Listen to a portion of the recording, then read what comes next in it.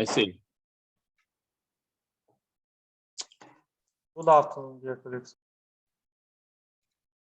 Hello, Thank you. good afternoon. Hi.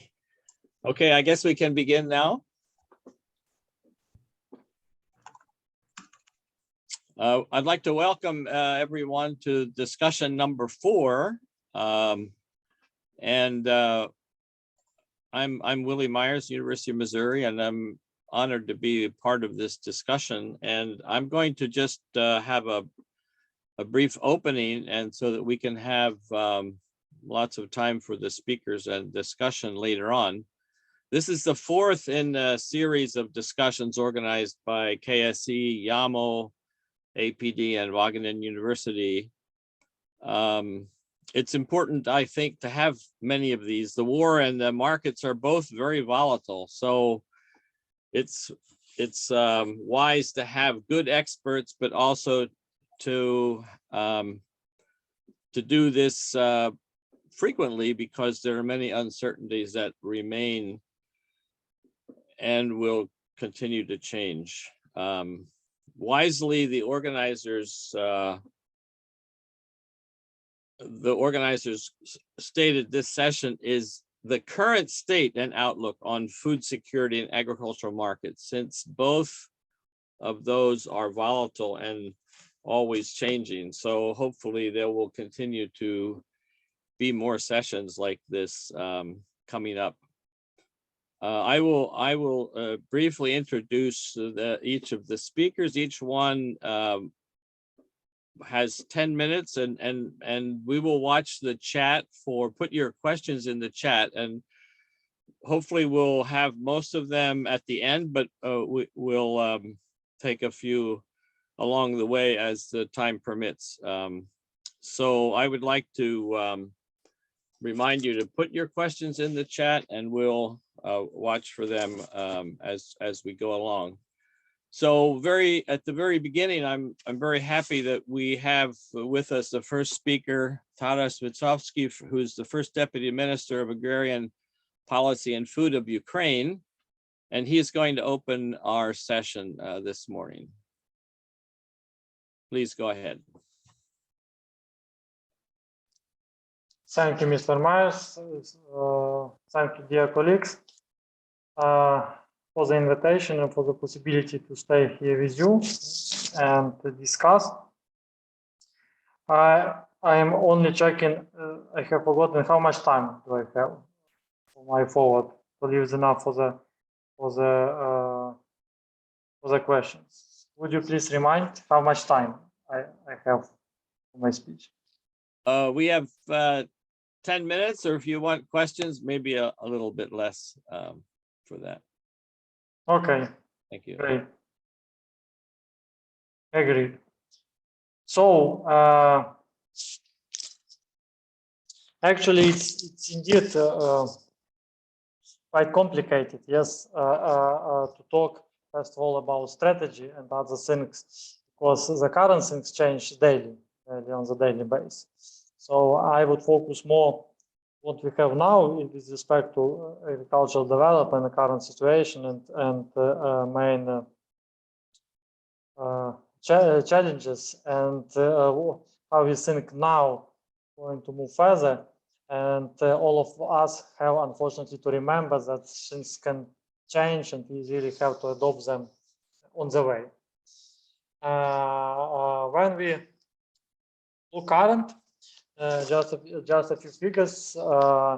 Our partner of the ministry is IAMA, and partner of the ministry is Kyiv School of Economics, and we have seen we have been doing the joint research.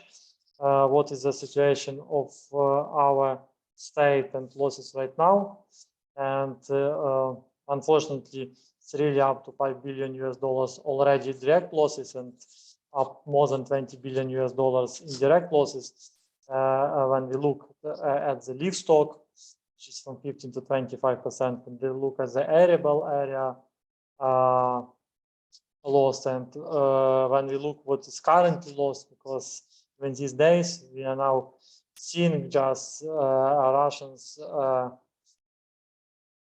firing, just directly firing to the wheat wheat fields and just banning even possible future yield. And at the same time, still we have finished with the possibility to finish planting campaign in 75% of the area.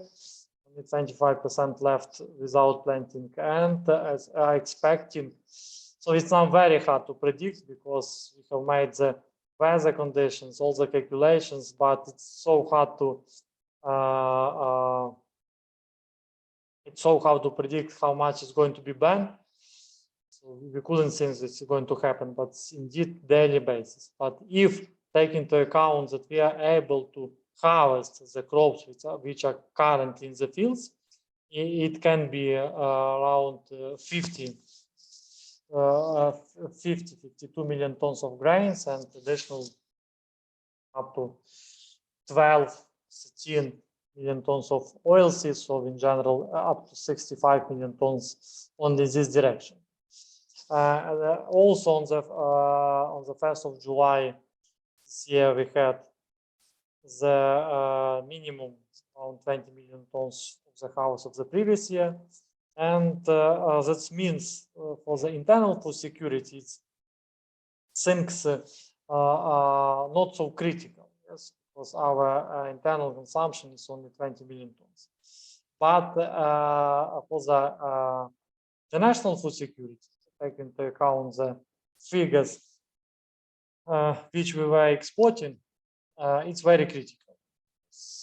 It's available up to 60 million tons to be exported, and with the current possibilities, we can do only 20.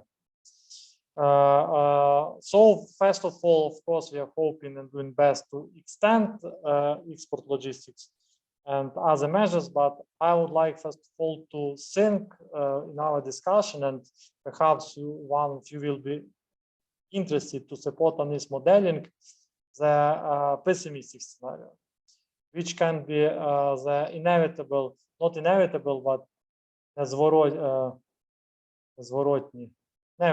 inevitable changes if we don't manage this challenge. There can be the following, that internal market and internal consumption and its volume is not enough to keep supporting the operations on such large areas. It will not just produce enough of liquidity. And the current export is also not enough. And if we calculate that with the current figures, we can plant not more than, best case, 50% of the area. Not more than 50%.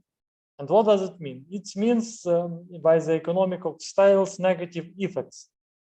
Because if it's only 50%, then all the administrative costs, for example, of bringing pesticides, keeping seed plantings and cost of them, logistics and others becomes big and bigger. This means that the production costs, direct and indirect, becomes bigger, profits less, and this will lead to, on the yearly base, less investment, because less resources available. And we are really afraid, like as the government, that's why we are like talking daily basis that we have to restart exporting, first of all, to provide this liquidity, because if we move in this long-term period of decrease of agricultural sector, it will be very hard, and again takes many of years to return back. By the economics of production, and then the same by the people, because they lose jobs, they will emigrate, they will move in other directions, and also by the market, because still we have spent lots of resources, the country, to gain this reliable partner image on the international markets. And anyway, we do understand that people need to eat. They will keep looking for alternatives, other things, and then it also takes much more time to return. That's why, still a few months, we'll be able to keep saving, keep putting all of this in new syllages, with the hope the situation is going to change. But it's not done till the latest end of this year. Already next year, we'll have this negative effect of decrease. Starting the cycles of decreasing, which will be even if the war ends, even by inertia, it will keep going, at least for some period, years when we start renewing. That's why for us as a government to finish on positive, it's very important. We have almost managed the challenge of bringing additional silos and other storing capacities to keep saving this house.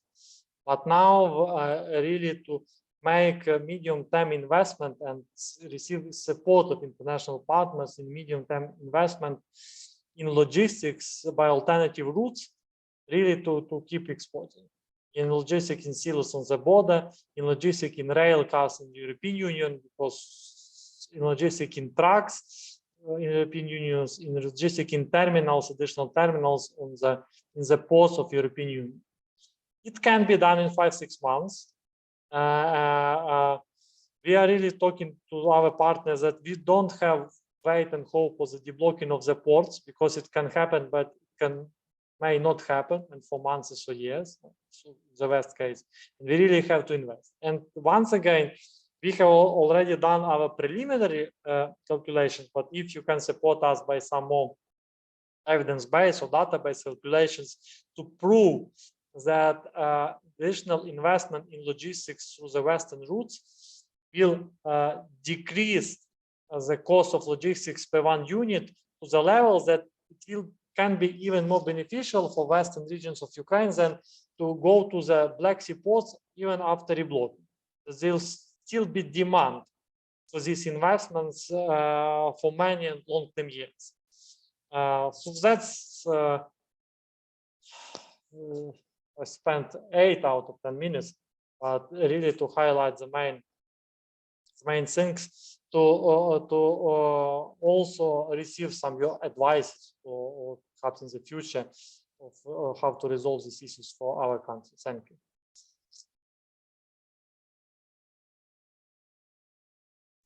Thank you very much. One question about the transport. There is I saw a story that recently that some of the shipping south through Romania is improving. It's different techniques to move it faster in that route. Is that correct? Its improvement is in place. It's correct. Like in March, we exported 350,000 tons by all of these routes to Romania. Then in June, 2.1 million tons, 7 times more. It's improving indeed, but we need 5-6 million tons. Yeah. Even by such speed, we will have to spend now, as the speed was plus 300 per month, so we will spend at least 2 years.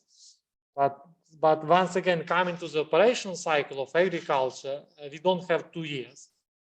Because then we will have this inevitable negative changes that we will need to spend 5 years to return to the position before the war. So we will just lose in overall 7 years. So it's improvement, but it's without, it's improved by coordination, management, more efficiency of working of the veterinary, custom service and all the others, but still not enough of investments to really to increase the volumes which could be moved.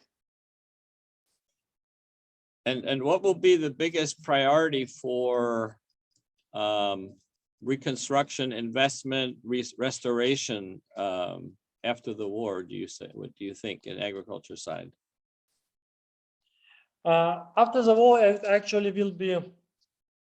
It's already clear, and taking into account the openness of the G7 markets, European Union markets, that it will be still we have to diversification to make. So it can't be that's like 80% of all export is only for crops.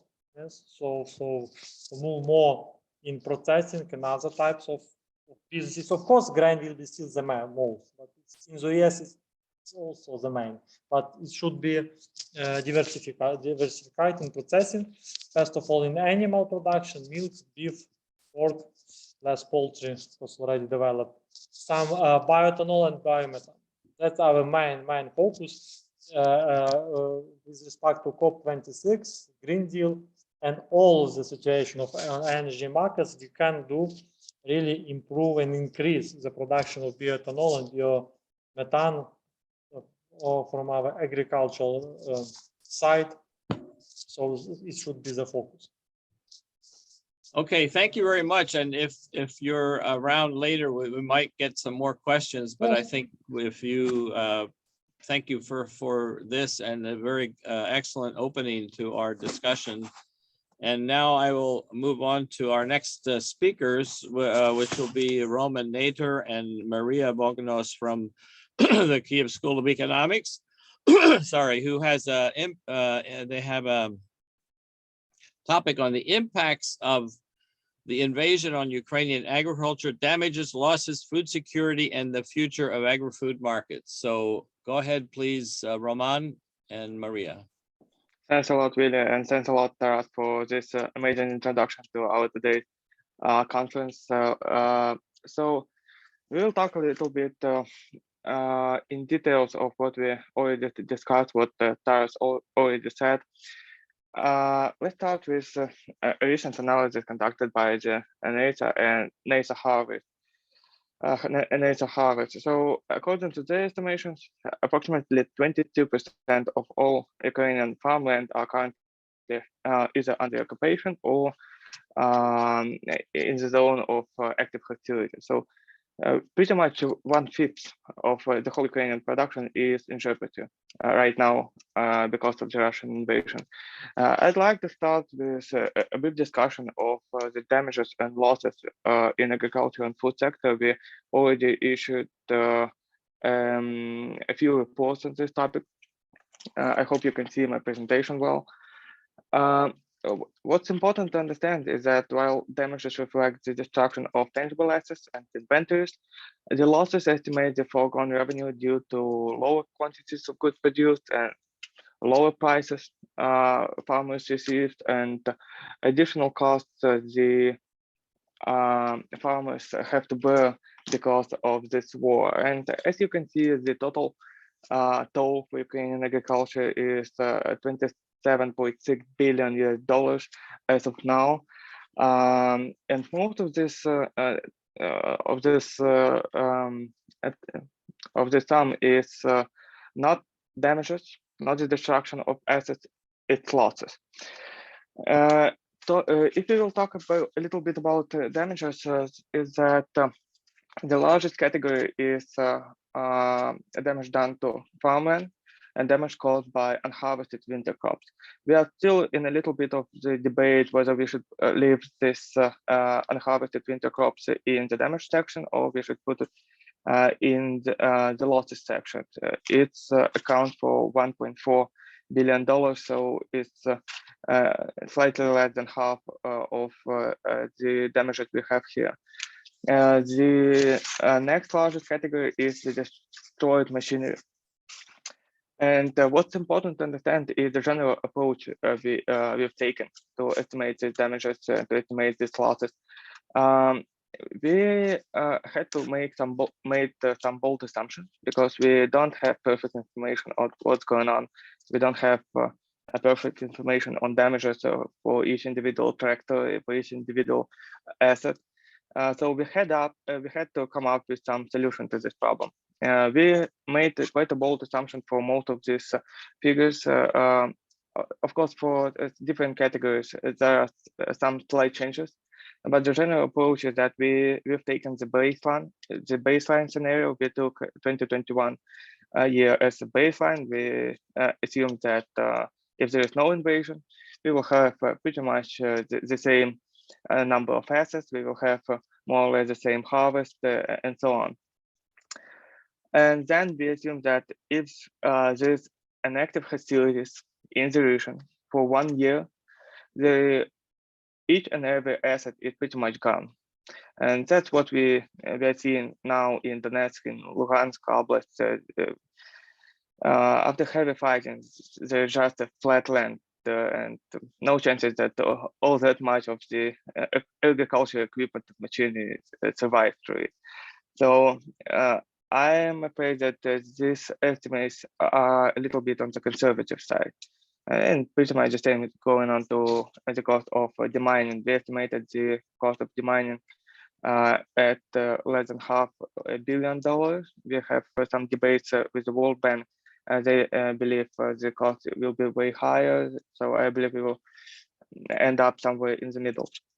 What I'd like to highlight here is we have damages to storage facilities. So we estimated that approximately 4 million tons of storage capacity is gone because these storage facilities, these elevators are either damaged or completely destroyed. And that put us in quite weak position this year because we already have pretty much record high stock. We have definitely more than 10 million tons of grain, of oilseed, which are still stored here in Ukraine. At the same time, we started our harvesting campaign, and as Taras said, we expect to collect more than 60 million tons, give or take.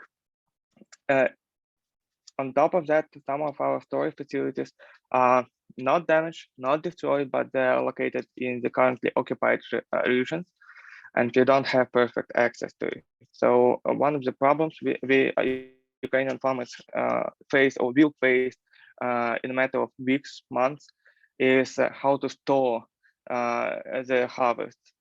And there is no all that easy solution to that. Pretty much each and every way to handle the situation leads to quicker deterioration of the quality of Ukrainian grain.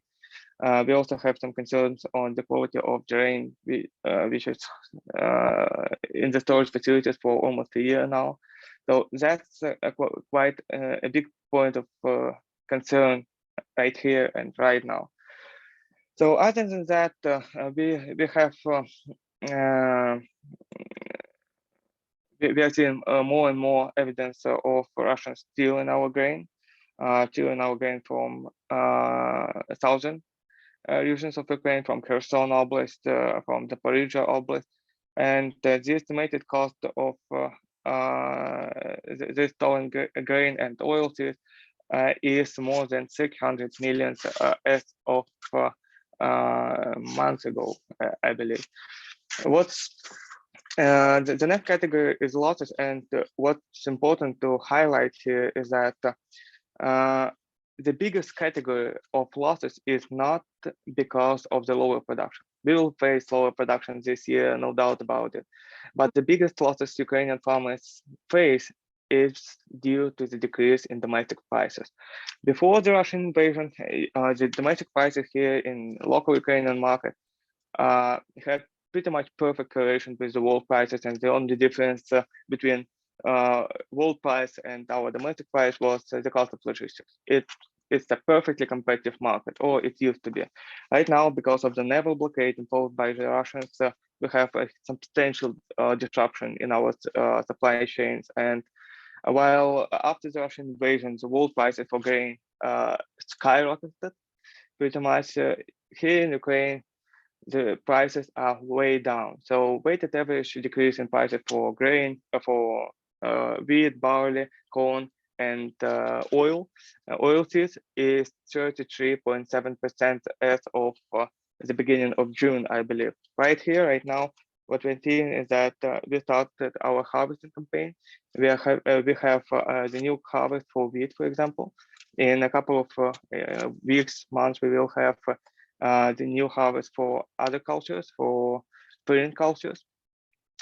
And what's likely we'll see is that the prices will go even lower, because even now, even with all job done by the Ministry of Infrastructure, Ministry of Agriculture, we don't have enough capacity to export everything we need to export. So if you'll take a look on the losses here, they are estimated at $23 billion, and more than 11 billions of these losses is losses due to lower production, to lower domestic prices for export-oriented commodities. The lower production accounts for approximately $9 billion of foregone revenue for Ukrainian agricultural producers.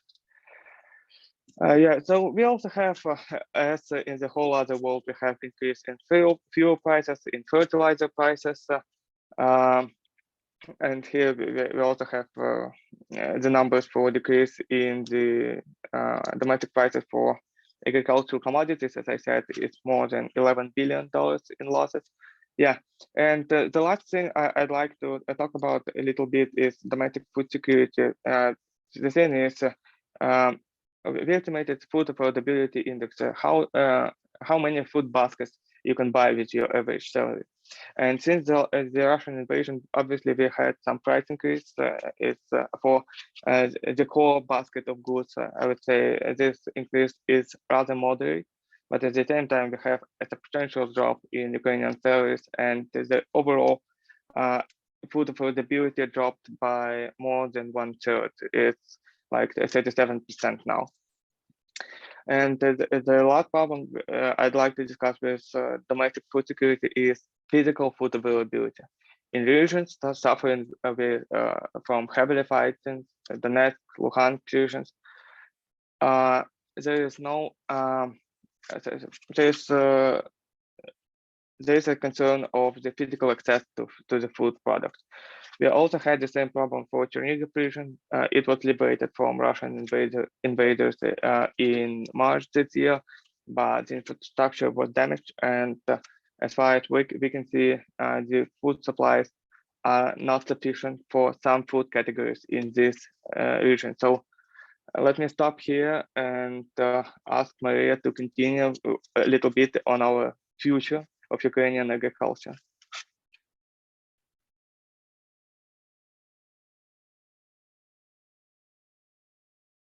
Yeah, I hope you can hear me and you can see the slides, correct? Yeah? Okay. So we have decided to check the projections for the development of our agricultural markets in Ukraine. And the two issues that we had to foresee is that we really are not so certain about projecting for 10 years ahead or 7 years ahead, because the situation is too volatile right now. So we decided to look at actually at this year and at 2023. And as well, these changing circumstances all the time made us come up with an idea that we should actually do more of the sensitivity analysis rather than this one or two scenarios that are typical for market projections. So today I will show you the three scenarios that we call kind of sensitivity analysis part. The difference between the three of them is that in the first scenario, we have lesser reduction in the grain and oilseed area harvested. In the second scenario, it's much more. In both of them, there is no exports, so exports are blocked. And the third scenario, the exports are allowed, but the areas are still less. So as you can see on this first graph, it's production of wheat. So under the scenarios of no export, we have a significant drop in both production and in export. But the production in 2022 and 2023 still follows a kind of usual trend in the model. So we end up with a really huge needs for the storage. So that's approximately 45% of the 2022 harvest that would have to be stored somewhere if it's not immediately exported. Another point on 2023 is that producers of wheat are usually export-oriented farmers, which means that if they don't export, they will have basically very little means to keep producing in 2023 because they will not be able to sell at the domestic market, because as Mr. Vysotsky correctly mentioned, we consume in Ukraine rather small share of wheat. So at the 2023 projections, I should actually put a cross here saying that the production will fall either to the domestic level, or the producers mainly will move to kind of other crops if the exports remain blocked. Same situation is with barley. Here it's 50% of the harvest, which would need to be stored if it's not exported. An interesting point here is between the sensitivity scenarios. So our model tells us that even if the total grains area reduced by 20%, with the substitution effects, which are based on domestic market prices, there will be still some growth in production of barley in let's say 2022 or 2023. Because in the first scenario, we introduced the already known sowed areas of the crops. So on one side, of course, the difference is not very big, which means that our elasticities are in general well defined, but a certain level of refining would still be needed. Yes, and as regards corn, we have here a very tremendous drop, which needs, of course, further explanation. It also is consumed domestically, a big part of it as well. So here you can see that 30% of the harvest would need to be stored, yes, compared to 40 and 50 in wheat and in barley. So in general, the conclusion is if the grains are not being exported, we will see a major change in the structure of our agricultural production and in general of agricultural sector. At this point, I would like to thank you for your time and for your attention.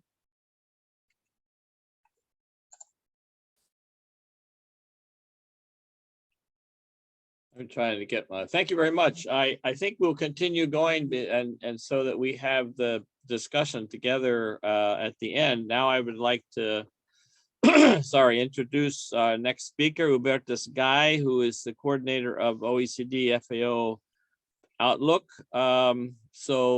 Hubertus, next to you, please. Thank you, Willie. And it's a great honor to speak here and contribute to finding solutions, discussing this topic. It's not so great, the background, and we all hope that it will soon be over and we have the talk about how to support the rebuilding of Ukraine and get a new system in place. And I think already Taras pointed to that aspects, how to get a more efficient agriculture systems and rebuilding better. And now I will start sharing my presentation.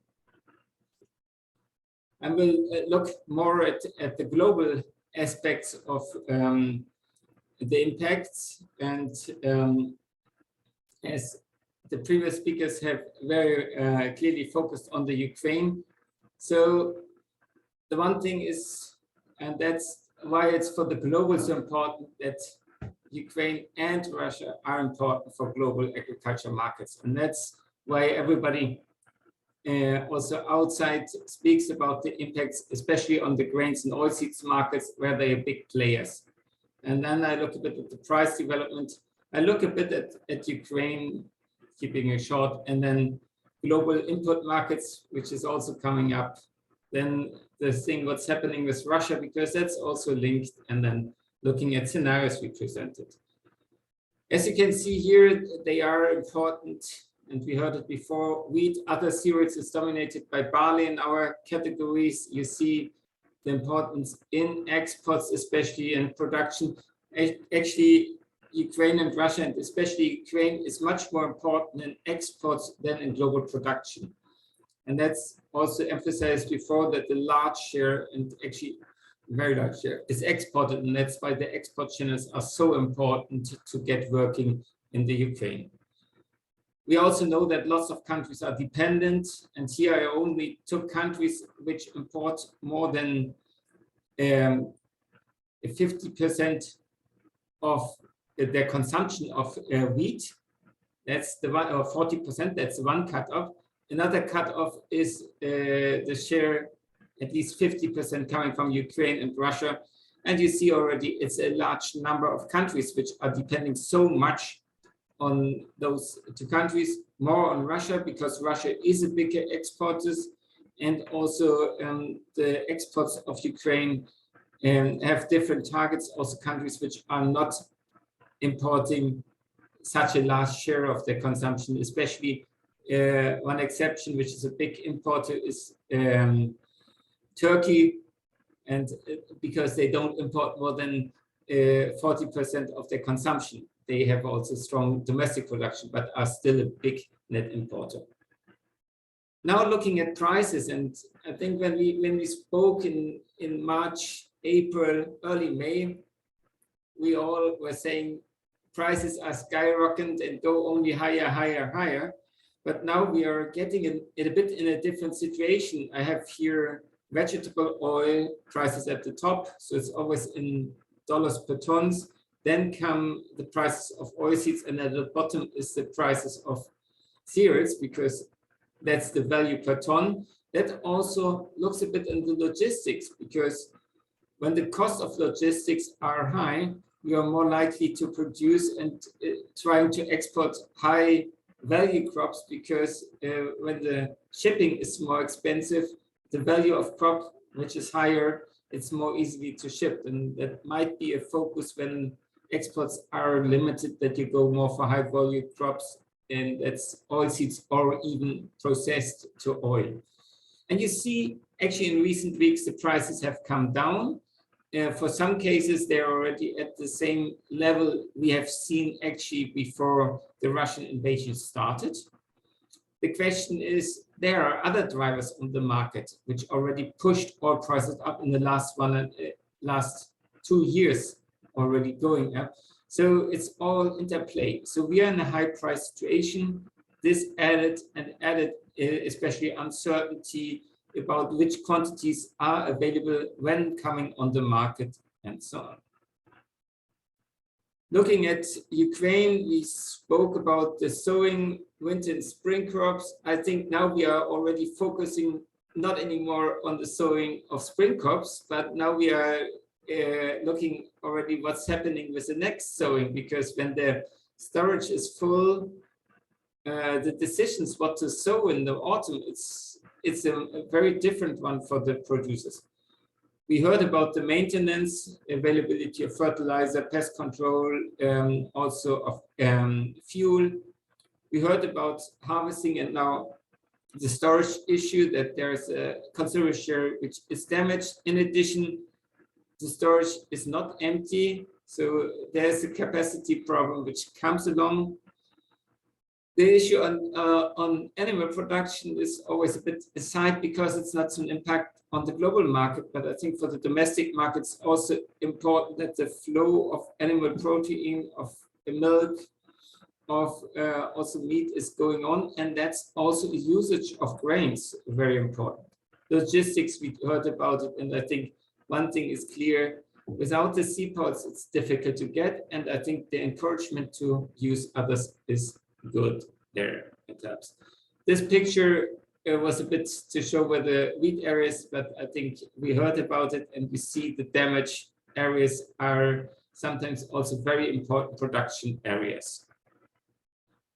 Now looking at input markets, and there Russia plays a vital role globally with exporting natural gas and crude oil and urea and potassium, which are important. Natural gas very often in the production of fertilizer, especially urea, and then crude oil as a basis for fuel to produce. And actually agriculture is very energy intensive in the production. And you see the developments. And also there in recent months, especially also for urea, we see on global market a decline. And there's always the interlinkages. One driver is the fuel costs. So in that case, natural gas, which is going high. But on the other hand, also the demand. And as we have seen, the cereal prices and other prices are high. So this balance gives us the fertilizer prices. The problem is when you don't benefit, as we see it for the Ukrainians. At the moment, they have a price decrease, which nobody else faces, because the cost of exporting is so much higher than in normal years. What's the impact of sanctions on Russian exports? Because Russia very often blames that the sanctions are actually the culprit, that we have the high prices. It's not what they do, it's the sanctions which are doing it. There have been some restrictions, but what we have seen was temporary. Since end of May, actually the Russian prices, when you look at the blue element of the bar, are again at the same level as the European prices in RUN, so European Union, which is actually somehow standard over the years. They are still quality, competing for similar markets in North Africa and so on. And they are actually at the same level again. So that's insecurity about financial restrictions and all those things have been overcome, so the sanctions don't affect it. But of course, Russia is using export restriction, export targeting to use their market power on those fields. And the question is how much it is used and how much that will impact global markets. So it's much more from their side coming. What we did also in the agriculture outlook, we actually did scenarios and we looked at the reduction of harvest in the Ukraine of all crops and also exports constrained. And we said Russia handles the exports and targets it and maybe also limit the export. And those things we combined in a set of a heat map where you can choose what you see the most likely. So the percentage, vertically, we have this percentage of reduction of Ukrainian exports, which are partly caused by less production, but partly by export restrictions due to logistics. And we have the wheat exports in Russia, how much they restrict. And you see how much more important that gets. And we choose this option to have lots of different combination, because in the end, we don't know at this moment. And that's also heard before. We don't have one scenario which is the most likely. That could be everything. So you can choose what you think is the most likely, but for sure, this pushes up global prices. The question is, what's the reference price against which is pushing up? Is it already the completely elevated price at the beginning? Is it, there are also market things at play, and this combination is important to see. With that one, I stop the global impact, and thank you for listening. Thank you very much. We will continue on, as I said, post your questions and we'll come back at the end. We have hopefully reserved some question time. And now I would like to turn to Andrea Chapkovitsova, who is with the DG Agri in the European Commission. And her topic is From Pandemic to War, EU Policy Responses and Agricultural Market Impacts. Andrea, the floor is yours. Many thanks and good afternoon from my side, and thank you for being here with you, and thank you for the introduction. I will just immediately try to switch to my presentation, not to spend too much time. Sorry. I hope it works now. It's okay? Yes, it's great. good. Okay, perfect. So the topics of my presentation will be covering the current situation in the EU with respect to the development of the agriculture market, and then a bit from the angle of the global food security, to which EU is contributing as well. Just to tell you, today at lunchtime we released the latest short-term outlook. So if you want to know more details, more data, whatever you would like to be more interested to know more, you are very much welcome to have a look at our website. I will provide the link later on. So to start with, as is indicated, the title, we are moving from pandemic to the war situation. And here I try to summarize the impacting factors which are coming from this in addition to the other ones. So the EU agriculture is facing high input costs, which is basically translating into all processes along the food chain, from the production to the consumer. Economically, we see the higher pressures on inflation, which is then having an impact on the purchasing power of customers, which is lower. In the EU, the problem is not so much with the food availability, but food affordability, which is then linked to the higher prices. Economically, there is also a slowdown of economic growth. And as I said, there are the global food security concerns, which then are also for the EU to react to the extent possible.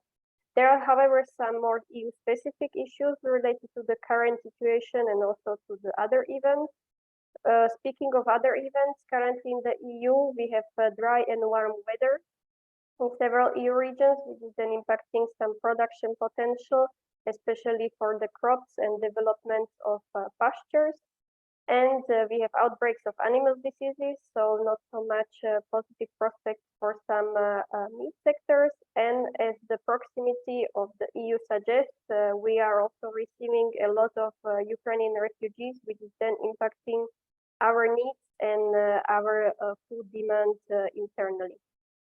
Before moving to the responses, I would like to tackle a bit the picture of the EU in terms of the self-sufficiency. As you see on the graph, EU is largely self-sufficient in most of the agricultural commodities, except for maize and the complex of oilseeds, including meals and oil.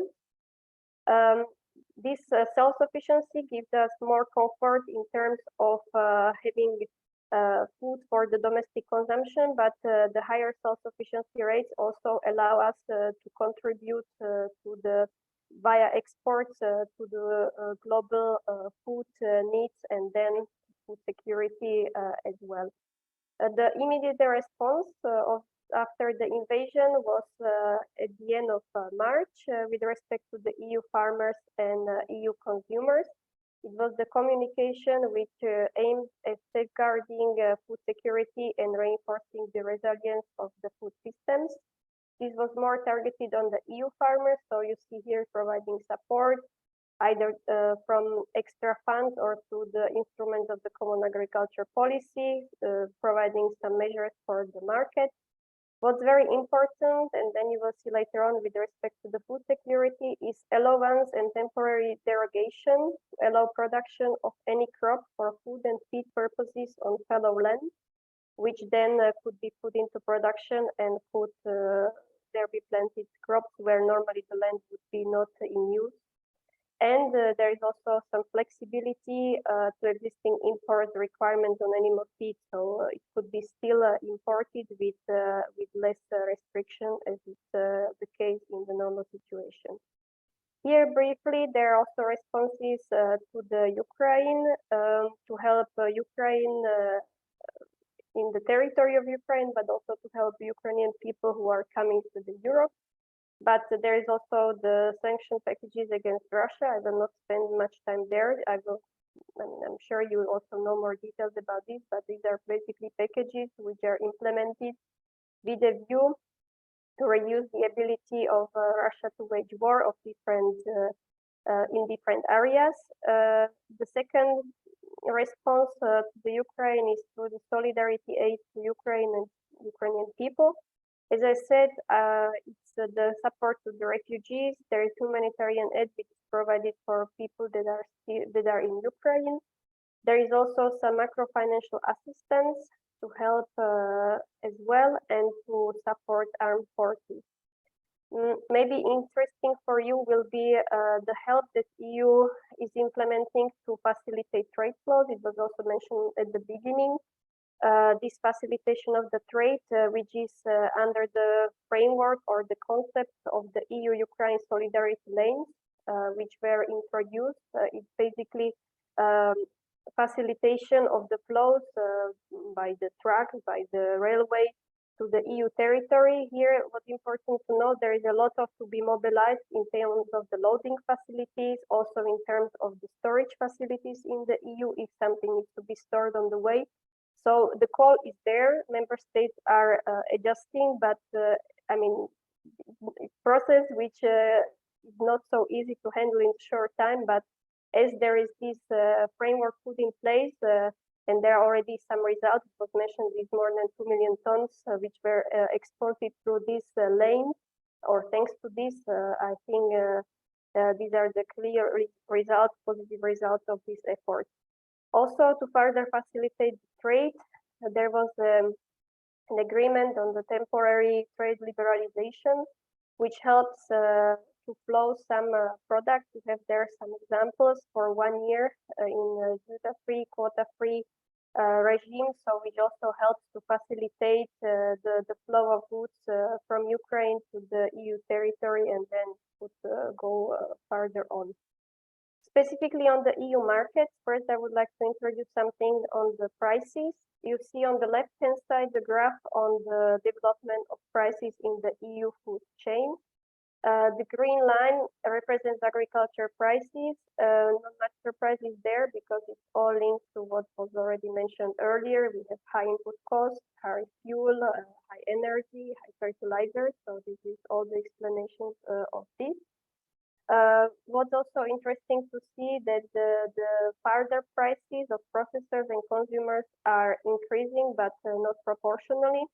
There is a delay with respect to the contractual agreements. So contracts were until recently kept either for feed or for other purposes with the old prices. So now there is a revision taking place, and that's why we see maybe more progress in the processors level. And on the consumer price level, there is still a lot with respect to the margins of the product. So there is still a lot of room why and how to keep the price not growing for the consumers, but these are also still prices both for processors and consumers which are pressured and will continue to be pressured by the producer prices. On the right-hand side, you see the development with respect to the annual change in terms of the inflation in different categories of food products. These are the increases which are felt by consumers. It's unusual that the growth is across all products, so there is very difficult to find substitutes to potentially save in the processing phase.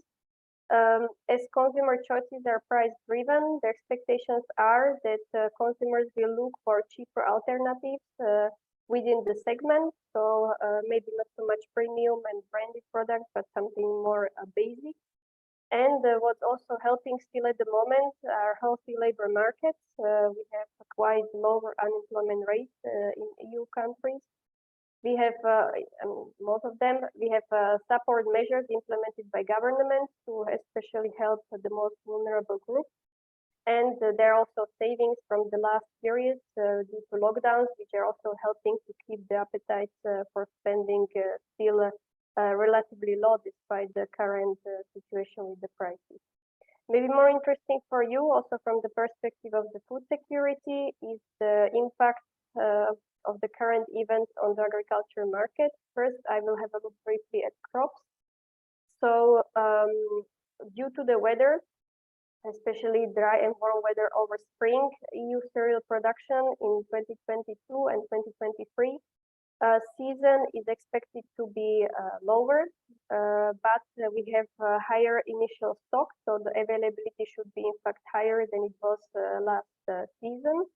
This will help EU to meet domestic consumption needs, and at the same time provide a surplus for exports to ease pressures on global markets. In terms of wheat, it's around 8 million tons of wheat, which could be which more could be exported in 2022-23 season compared to the year before.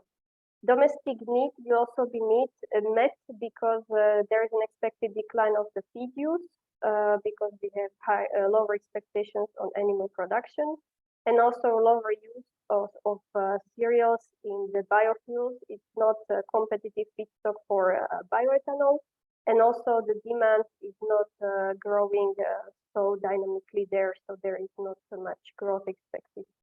In overall, you see that the net exports could be higher compared to the past trend. In the oilseeds, here I would mention and go back to my point when I mentioned this temporary derogation to use additional land for additional production. Oilseeds are benefiting from this also for the reason because this derogation came in time when it was not possible due to agronomical conditions to plant certain crops anymore, but sunflower was still possible to be planted, and farmers took their chance also because of higher prices and the availability of land. Also lower need for the fertilization, so it was really preferable crop at that moment, and this should lead to the record level production of sunflower which is expected.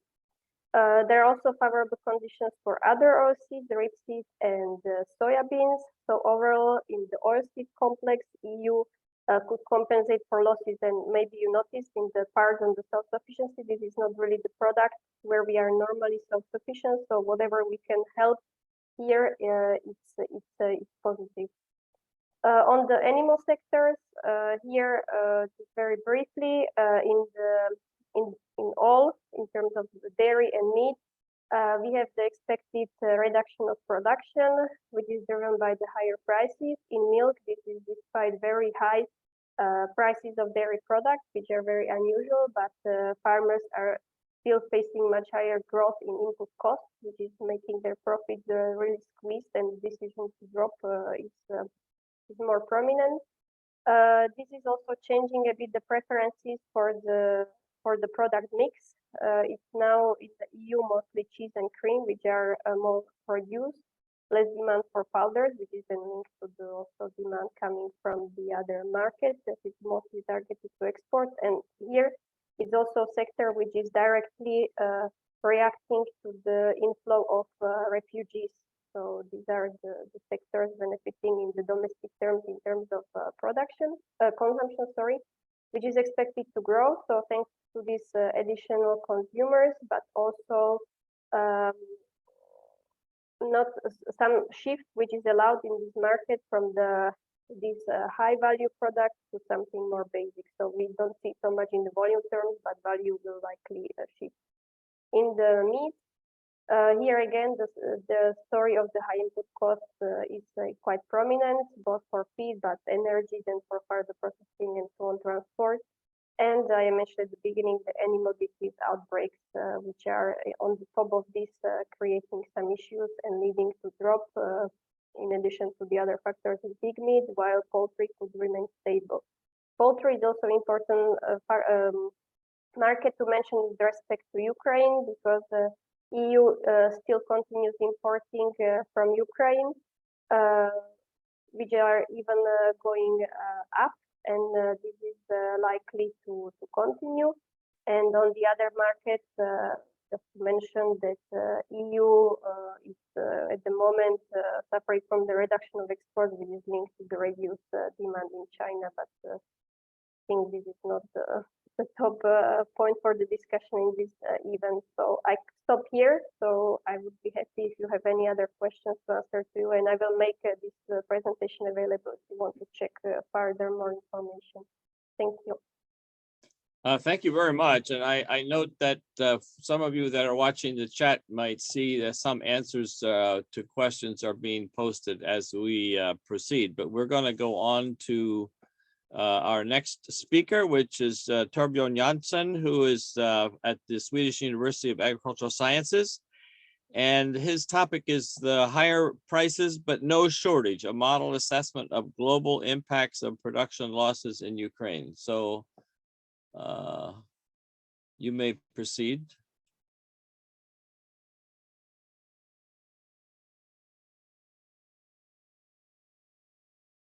Dr. Janssen, are you there?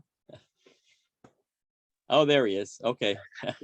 Yes, since I'm actually, I didn't know if I would be able to participate, so I made a pre-recording that I would like Maria to start now. Because, Okay, no problem. Evgenia, can we start the record?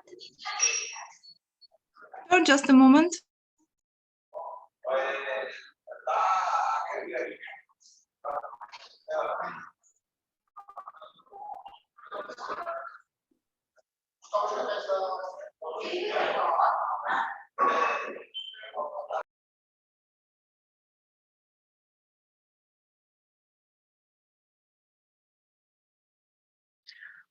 Hello, my name is Torbjörn Jansson. I work at the Agri-Food Economics Center in Uppsala in Sweden. The title of my presentation is Higher Prices but No Shortage, a model assessment of global impacts of harvest losses in Ukraine. And this is based on work that I have done together with Fredrik Wilhelmsson, a colleague. The executive summary, well, we know that Ukraine is an important supplier of many food products and that a large share of Ukraine's food crops might be lost this year. So we asked ourselves, how will this affect world market prices, everything else unchanged? And will there be a global food shortage because of this? The short answers, well, 6 to 13% of world. The prices will rise by 6 to 13% depending on the commodity and region, and there will not be a global food shortage, but there is risk that poverty is increasing. So I said that Ukraine is an important supplier of agricultural commodities. We have looked specifically on barley, wheat, maize, and sunflower oil. And if we look at global production in the top table on this graph, on this picture, we see that Ukraine supplies 2 to 3% of the cereals globally, and 26% of the global sunflower oil comes from Ukraine. However, if we look at the export flows, the share of Ukraine in global exports is much larger, like barley 13%, wheat 9%, maize 15%, and sunflower oil 44%. This is data from FAO-stat for the year 2020. If we look at prices, we know that they have been rising strongly. Actually, the price rise started already 2 years ago, more or less, when the price was about 200 euro per ton. And before the war, before Russia's invasion, it was 260 or so. And then it rose quickly in the first days of week of war to around 400, where it has fluctuating since then. And in the last few weeks, it has dropped down again to like 350. So can this price change be explained by the risk of loss of Ukrainian production? We made a back of the envelope computation. We figured that the delta Q, the change in global supply of, say, wheat, might be minus 1% if Ukraine makes 2% of the total supply, and that is reduced by 50%. Say, elasticity of demand is pretty low. We assume that it is, say, 0.2. Then we would expect a price increase in the order of magnitude of 5%, and not 35%. 35% price increase would happen if the elasticity were instead 0.03. Of course, this envelope has shortcomings. There are no cross effects between commodities. There are no trade costs increase following fossil fuel prices and other effects. There are no feedback from the feed market for animal feed. And maybe there is also an impact on Russia that we didn't take into account here. So we needed a bigger envelope. We decided to run model simulations with Capri. Capri is a simulation model for agriculture, a partial equilibrium model. It covers the whole world in 45 regions and 65 commodities. It has bilateral trade, and it has a feed market linked to the animal production. We calibrated this to 2022, and then we ran simulations like reducing harvests in the Ukraine for wheat, barley, maize, sunflower seed.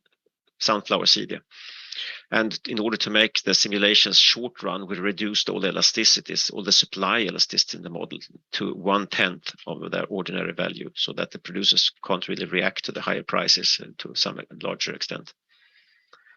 We ran many scenarios. We had a reference scenario where everything is business as usual, and a scenario where Ukraine's production of these 4 crops is down by 50%. Then there were more extreme scenarios too, where also Russia's production is involved, but we will not have time to look at those in this simulation, in this presentation. So we look only at the main scenario, Ukraine 50. If we look at what's happening to the import prices in major parts of the world, we see, and this is the average aggregated import price, we see on the dark green bars the import impacts on wheat price. Here we see impacts ranging from like 5-6% to 13%. For other commodities, it depends strongly on the region. So in Pakistan, for instance, they seem to be very exposed to Ukraine on the wheat imports, the wheat market. Same holds for like Indonesia and Bangladesh. And the pinkish bars here, they show the price changes on sunflower oil, and you see that there we can expect higher price impacts up to like 15-16% in many regions. In EU, also big, large impact. If we look at different agents like consumers and producers, we find the differentiated impacts in our simulations. So the dark green bars are the producer price increases. In all of this is in the EU only, to not overload the slide. So we see that we recognize the price increases of range of 6 to 12, 11%, similar to the import price changes actually. Whereas the consumer prices, the orange bars, they are much less affected, and this reflects the fact that in this model we have a fixed additive markup between the raw material price and the consumer price. So this reflects the low share of say wheat in the consumer product bread. For sunflower oil, we expect the highest impacts for consumers, with a price increase in this Ukraine 50 scenario of 6%. What happens to global production? Well, in the Ukraine 50 scenario, again, then we see a global reduction in cereals production on the top bar of 1.4%. Slightly less for oilseeds. There only one oilseed is affected in our simulations, only sunflower oils, sunflower seeds, but there are also other oilseeds. So that explains why this is so comparatively small. This is all oilseeds aggregated. On the meat markets are also affected. Beef, pork meat and poultry meat are all reduced following the higher feed costs and the cross price effects on the side of the consumers. And the biggest impacts then are on the poultry meat side. And to keep in mind, please, that this is then, this all follows the assumption that the supply elasticities are low in the short run, 1/10 of their ordinary value. So the producers are not allowed in the model to make many changes here. What happens to the consumption globally then? Well, since the global production is pretty fixed, then the global consumption is also pretty much constant. So we have added up here the consumption of all the products with their respective caloric content for human consumption. And we find that there is a reduction of 0.2% globally. However, we see that this small change in calorie consumption can vary according to regions that are closer to this shows it disaggregated on model regions, and on the top part, the biggest impacts we see in countries that are close to Ukraine, like Turkey, Kazakhstan, Western Balkans, Egypt, Morocco, that have big imports from Ukraine. So the conclusions: we have a large harvest loss. A large harvest loss in Ukraine can lead to price changes that are much lower than the ones observed. And the difference between reality and our modeled price impacts must be sought in various factors. Maybe there are inputs costs that also that have been rising, fertilizer, fossil fuels, and so on. That can also impact on production or expected production. Rising transportation costs, harvest forecasts elsewhere, like India, Western US, new trade barriers have been erected, and perhaps most importantly, there might be a strong element of expectations as speculations and risk behavior in this. But nevertheless, a small share of global food supply is actually lost. And we see in the simulation that what happens to Russia's harvest, that also matters a lot, not shown in this presentation though. Rising prices make hunger worse, but that is because of lack of money, not because of lack of food. The amount of calories available is still pretty much the same as before. Protectionism can make things worse. If trade flows are not allowed to level out differences between different markets in the world, then there can be hotspots where the price impacts are much more severe than in the simulations. If you want to read the whole report, you can download it from our website here. That ends my presentation. Thank you very much. I think we are a little short on time, but we have one more presentation, and I'm going to ask the organizers if we can go a little bit over. I'm not sure how strict the end of this is supposed to be in 16 minutes, but maybe some of us can stay if we can go longer. So the next presentation is Pat Westoff from the FAPRI at University of Missouri. Ukraine war impacts on U.S. commodity markets, farm income, and consumer food prices. Pat, go ahead. Hi, thanks a lot for the opportunity, everybody. And yes, I do recognize we're running a bit behind schedule, so I'll try to get through my slides fairly quickly. Thanks to my co-author here, Jared Wistons. Joe Cooper is also online today from USDA's Office Chief Economist, who is involved in this work as well. So, sorry here. So just background quickly again, we've talked about this already. These are very preliminary estimates, so take those with a grain of salt. Listen more to the stories and to the actual numbers. We've talked about how futures prices have evolved in recent months. It is incredibly striking how much larger the positive impacts on prices were in the short run than many of us anticipated, but it's also striking that prices have now fallen back to about pre-invasion levels for both wheat and corn in futures markets. Our work here started with our FAPRI stochastic baseline prepared in early 2022 before the outbreak of the war. So lots happened since then, obviously. We're going to talk about two scenarios, a no war scenario, which is a partially updated version of our stochastic baseline. So started from that model result and then made some modest changes to reflect, for example, the size of this year's South American soybean crop, some other developments that have happened that have not been related to the war in Ukraine. And then there's a war scenario, of course, which makes some assumed shifts in trade and input prices that we think are fairly ascribed to the war. Using our stochastic model, we're going to focus on US results today. So where do we come up with our shifts in export demand? So we took USDA's current world ag supply and demand estimates as our kind of our kickoff point here.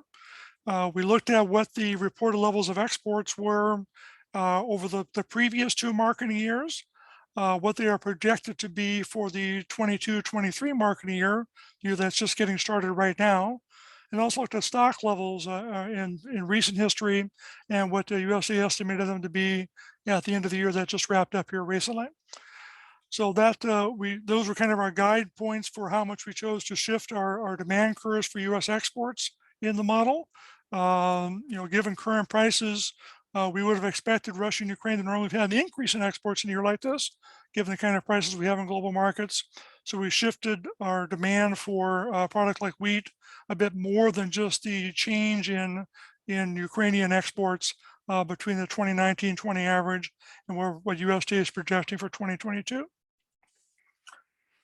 But the output side of things, of course, is very, very important, but so is the input side of things. And so we looked at observed changes in petroleum, fertilizer, and other input prices after the invasion, made some other assumptions about how those would play out in the months to come. And there came up with some price impacts for the major inputs driving U.S. agriculture. The overall war effects we estimate to be a net change relative to the no war scenario, $15.5 billion in 2022. That's about 4% of our baseline level of production expenses. Note that we expect the production expenses to be increasing in 2022, even before the war occurred. So we were expecting about a $30 billion increase, even before we consider the effects of the war. With the war, that goes to more than a 10% increase, a $15.5 billion change relative to the no war scenario, with fertilizer and fuel accounting for most of those changes. In 2023, of course, lots more uncertainty here. We do assume at least a bit of a drop in some of the expenses in 22-23, but still a year-over-year change relative to baseline, a change relative to no war scenario. That's actually a little bit larger, about $20 billion in calendar year 2023.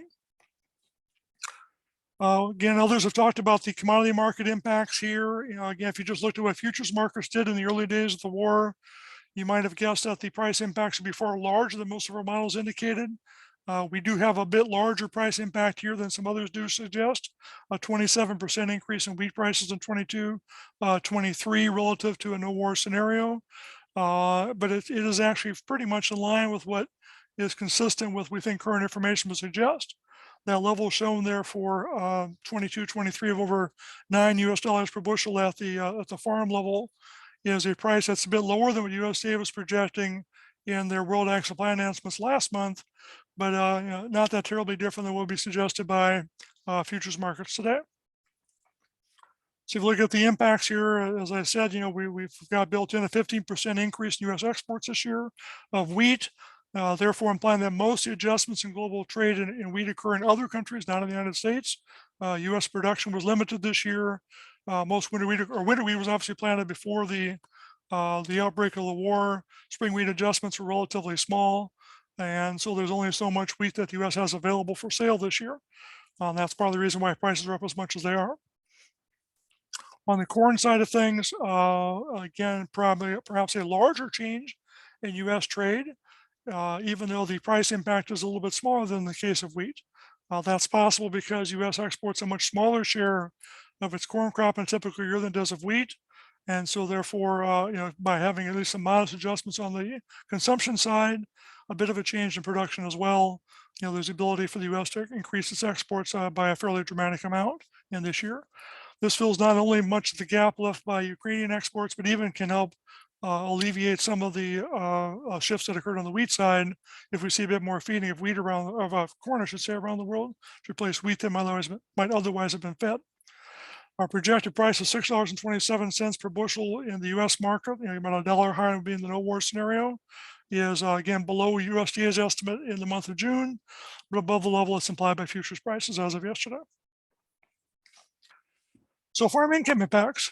So it's again, it's interesting to me at least that as we went through this without really trying to make lots of ad hoc tinkering here, we came with an effect that the net effect of all of this on net farm income for U.S. farmers is about zero. We had about $119 billion in net farm income in 2021, and we're projecting almost exactly the same level today in both the war scenario and in the no war scenario. How is that possible? Because the increase in crop receipts of about $17 billion is offset by that $15.5 billion increase in production expenses in 2022. In 2023, likewise, the effects of changes in receipts and changes in expenses are pretty much in the same ballpark. So therefore, the net change in farm income is relatively small. Note that government payments are hardly affected by any of this. Government payments in the United States were extremely high in 2020 because of special pandemic payments. They came down a bit in 2021 and a much sharper drop this year. Prices for all the major crops are far above levels that would trigger payments under our main payment programs. And so there's almost zero effect of the war on those payment programs today. At the consumer level, we estimate that consumer food price inflation will be about 1.5 percentage points higher in the war scenario than in the war scenario in 2022. So instead of a 4.5% food price inflation in 22, a war scenario level of 6%. Note that inflation so far this year has been far higher than that. We were 10.1% year over year in May of 2022. I expect June to still have another pretty high level of year over year inflation, but there's a good chance that it will drop off in the last half of the year, both because of lower commodity prices and because of lower costs for fuel and some other things that drive post farm level cost of producing food for consumers. Know that the overall change in consumer food expenditures is about $31 billion in 2022, $38 billion in 2023. Note that's larger than the change in crop and cash and livestock receipts. Again, that's primarily because we've got increased expenses for fuel and other inputs in terms of processing and transporting foods to consumers. Results, of course, are very sensitive to the model and my specific assumptions. And again, if I were doing this today, I'd probably have a little bit different results today, and I have even different results probably tomorrow.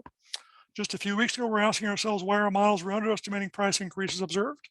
As Hubertus can attest, we had a discussion here just a few weeks ago in Kansas City, and that was my main question for the group: is why in the world are all of our models underestimating the price changes that we're actually seeing occur in the market today? Now we've done a 180 in the futures markets and in cash markets, so those prices have come back down to where they were prior to the invasion, reminding ourselves, of course, there's lots else happening in markets any given day of the week, and that while the war is incredibly important, it's not the only thing that's driving price movements around the world. I'd argue that the possibility of a global recession may be at least one of the many factors that may be explaining the recent price decline, as well as changes in production and lots of other factors. So thanks for that, and I want to make sure we leave plenty of time for questions. So with that, I'll turn it back to the group.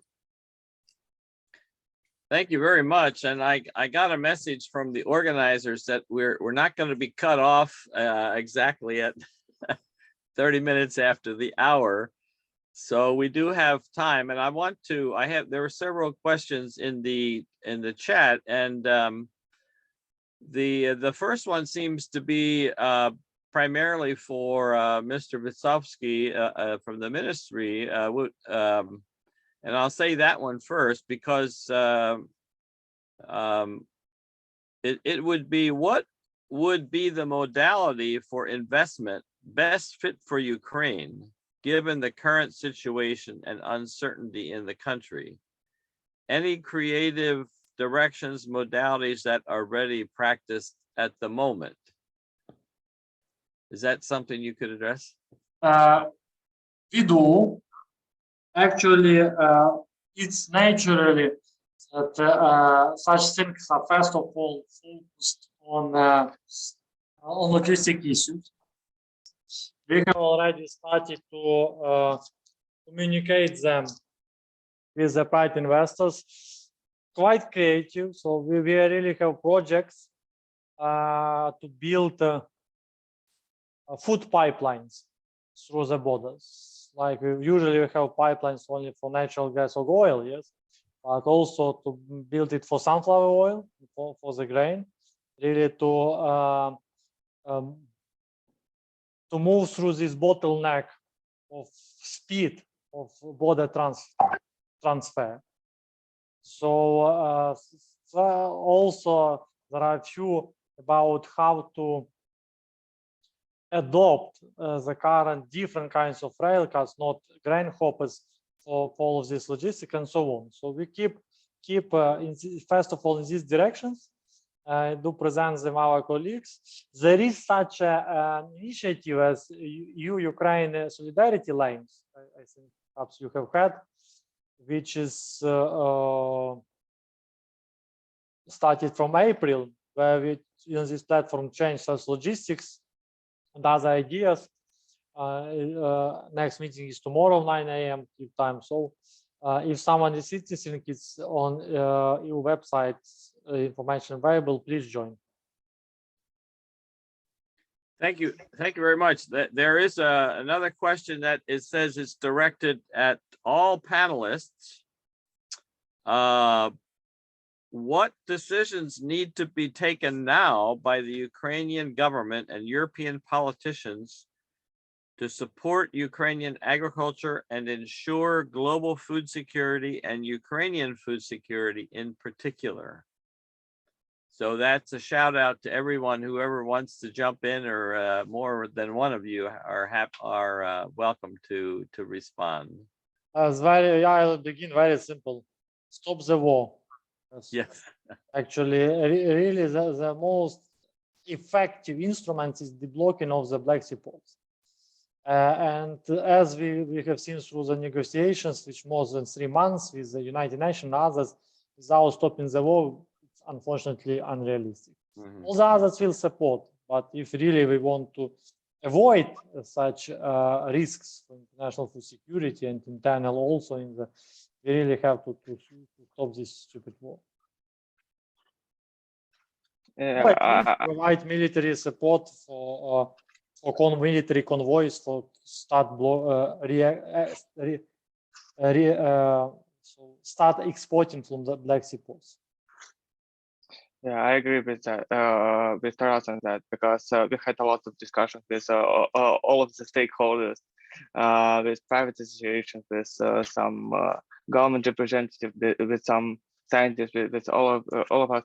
The thing is that lower domestic prices can now impose an existential threat to Ukrainian farmers. And what I am hearing more and more now that people are not only receiving quite a low prices for farm gate prices for their commodities, they face difficulties even selling their harvest at these low prices. So it's quite difficult for them to find a buyer, even at this prices, which are, I don't know, 2/3 of the world prices, maybe a bit lower. So that's a key problem, and without any solution, urgent solution, I would say, a lot of Ukrainian farmers are at high risk of being upside down this year, and we may see a substantial decrease in production next year, not because of the mining pollution, not because of the occupation, not because of the active hostilities, but simply because farmers can't make it through this year. They can't sell the harvest, and even for this portion that they can and they do, they can't get enough funds to keep going. So so we need to somehow solve these logistical issues, and the most discussed option here among broad a number of stakeholders is we need defensive systems so that we can protect Ukrainian Ukrainian territory, maritime territory, marine waters, Ukrainian, and we need military convoys for Ukrainian ships to export it. So pretty much each and every other option is a high risk situation.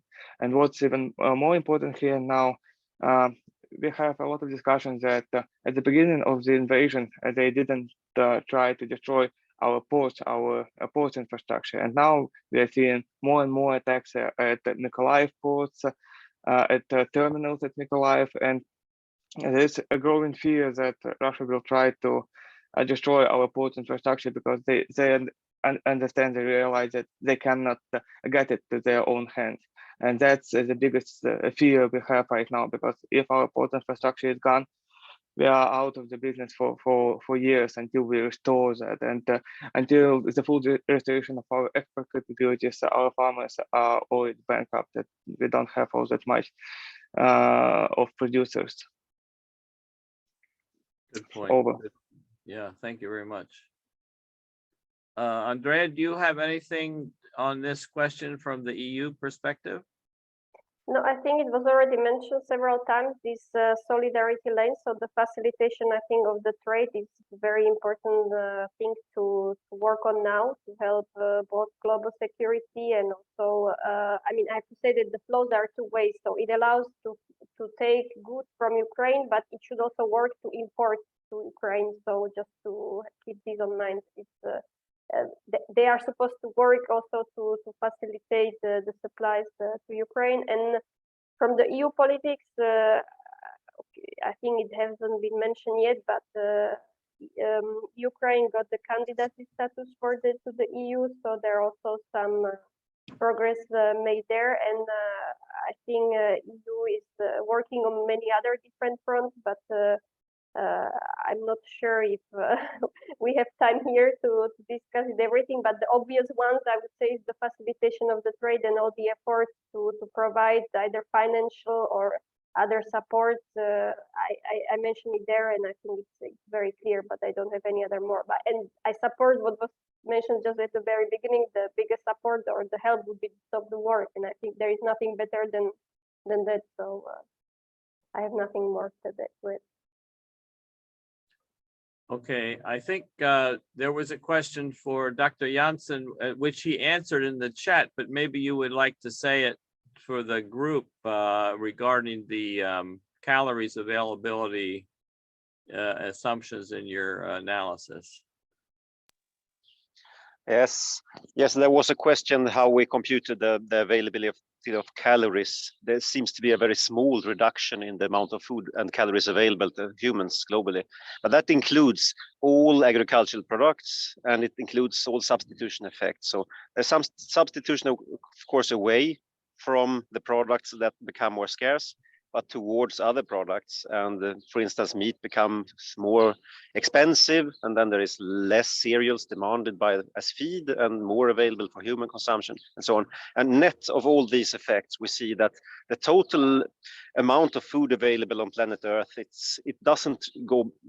is not reduced by much. So there is food available, but it is, as all speakers have noted already, it's an issue of getting it from the people who have it in Ukraine to the people that need it in other places. That's the main challenge here. Yes, and I think one of the messages there is the big impacts are on Ukraine, not so much on the other countries of the world where there's a lot of opportunity for substitution and response to the markets. I see Maria has her hand up. Go ahead, Maria. Yeah, I just want to clarify. Well, in that case, do we, Torbjörn, may expect the changes in the diet of people? Well, saying consuming less meat, substituting wheat with which is less available with some other crops. Yes, and so on. Marginally, yes, but it's only within the framework of an ordinary demand system in the model. So it's not that we assume a shift in preference really, but consumers in the model, they are just saying, well, now this meat becomes slightly more expensive, so they substitute away from it to vegetable products that are less expensive, and away then from the more expensive wheat products, for instance, and so on. So it's the net effect of the whole market being in balance. I'm sorry, I just have a follow-up question. Did you have a chance to look at the changes of producers' income, which are dependent on this Ukrainian imports? No, we didn't look at it. I'm sorry, and that would also, we know in our simulations, to make that clear, we wanted to find out, is there really a shortage in food? Because what would happen if there is less food produced in Ukraine, not trying to explain the current situation. So we did not take into account the higher input prices and so on, which would also impact strongly on the producer income. And in our simulations, then, if I would have computed producer income, we would have found that they would make a lot of money in the whole world, except in the Ukraine, of course, where there is a large loss. I saw Roman had his hand up. Do you still have your hand up, Roman? A little bit. I have a comment on that. It's a small comment, but still, I totally agree with Johnson, with Torben, and so on that. There's not a substantial share in the overall supply of food. It's the question of getting food from countries who have it to people who need it. You know, but I'm also thinking about another today's presentation where we are seeing that the market reaction to Russian invasion is way higher than it should be, and the price increase is way higher than it should have been. And what I'm seeing, I'm totally agree with your point with all of that. But I also suggest to think about the reaction of all the stakeholders on the crisis which is unfolding, because what I'm seeing, some occasional news, but I'm seeing them constantly, is that some countries are thinking about blocking the export or decreasing the export of their food commodities, and other countries are trying to stock up. And a lot of people, a lot of countries and governments are making suboptimal decisions purely because of the panic induced by overall volatility of this market. And the real life situation could be worse because of this suboptimality, which you cannot take into account in the model. It's just my thoughts on your work. Your work is amazing. Obviously, it's just a bit of the reflection of my thoughts on that. Thanks a lot. Thank you. Maria, your hand is still up. Is that, you have something else to? Okay. See any other questions or comments? Yes. I don't have. I have to leave because I have interview. So I want really to thank you, all of you, for the participation and for the discussion. It was interesting and helpful, and ideas I took in mind. So thank you a lot for the discussion, for the support. Thank you very much for all your ideas and your presentation. It was very helpful to have you with us throughout this session today. So let me give the opportunity for any of you to make any final comments you would like to make. I see Joe Cooper has joined the session. If he would like to say something, he's welcome also. So well, I just want to thank everybody for a very informative session.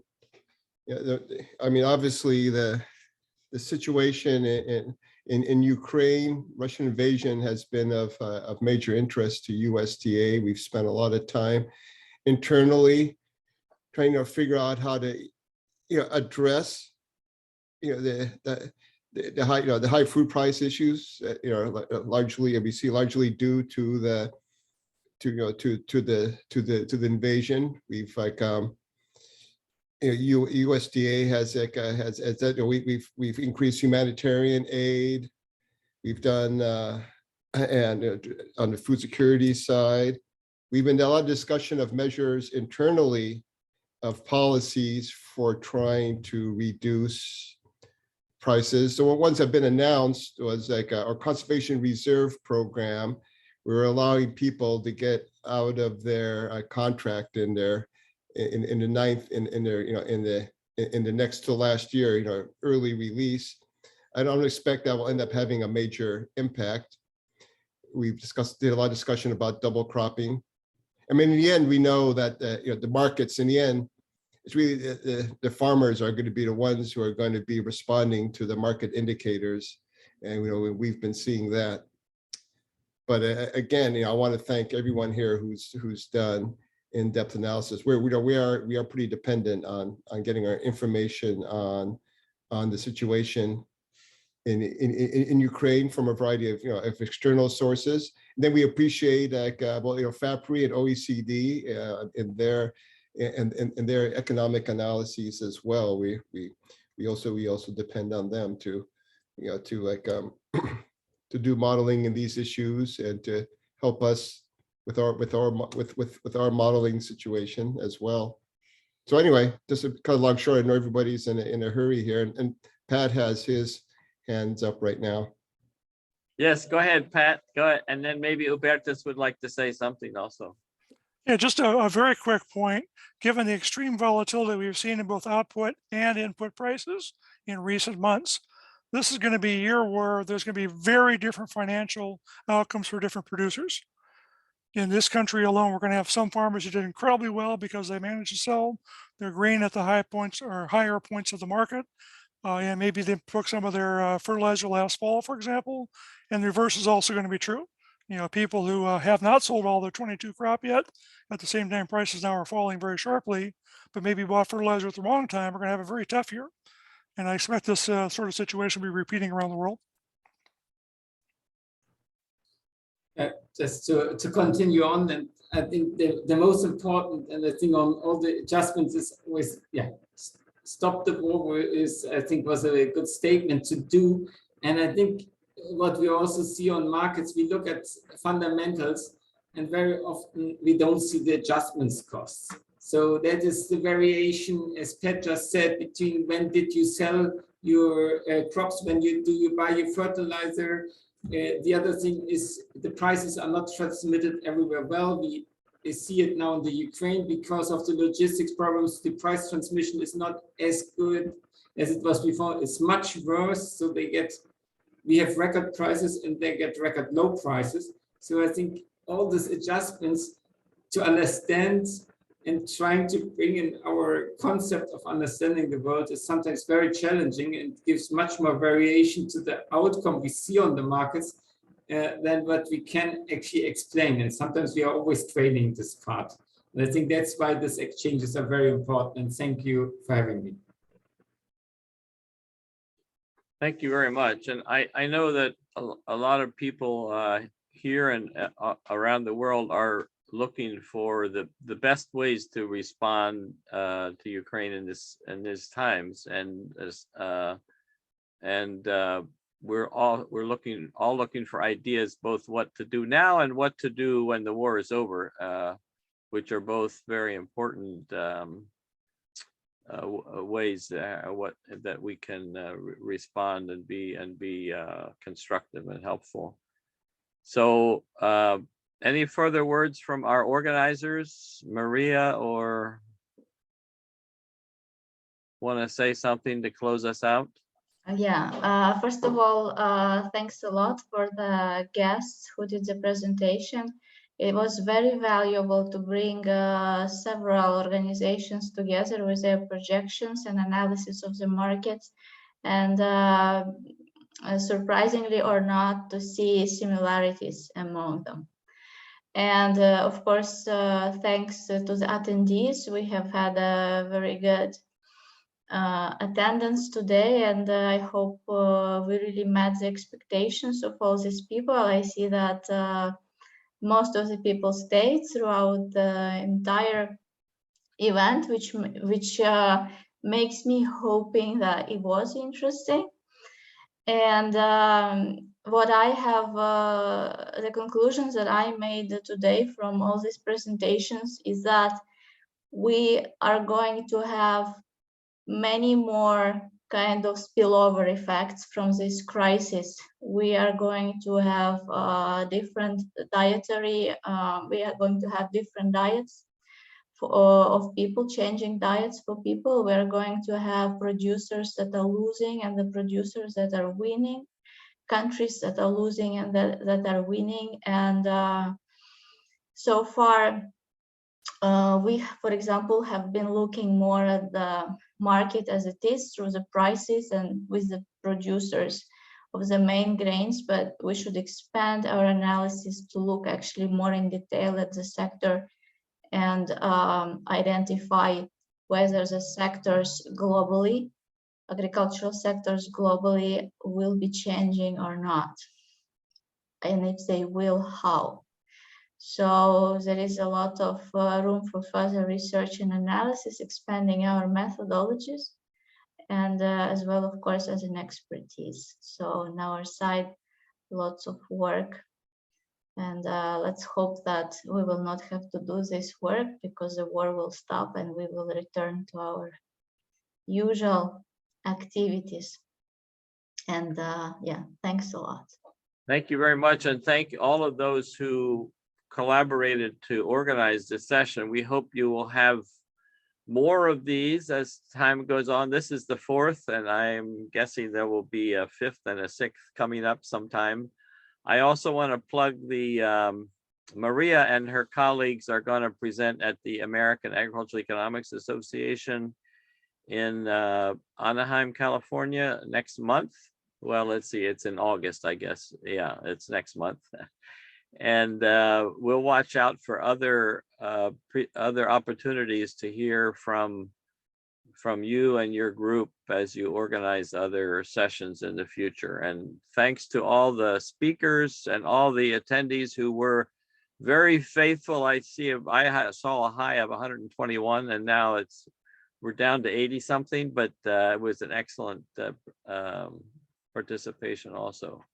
So thanks to all, and all best wishes for all of you as you continue your efforts in this direction to support Ukraine in the coming months and years ahead. Bye-bye. Thank you.